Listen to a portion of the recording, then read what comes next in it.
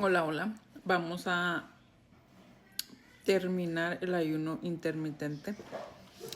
Preparé una quinoa a la mexicana con unos huevitos hervidos que se me antojó. Andan muchos videos de unos huevos preparados con cebolla y chingos de limón, pero no tengo limón, así que vamos a comer esto. ¿Qué se me antojó?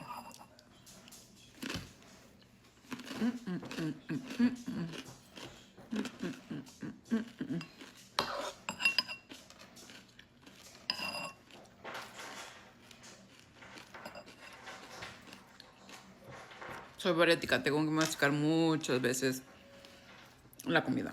Si no, me mato, me ahogo.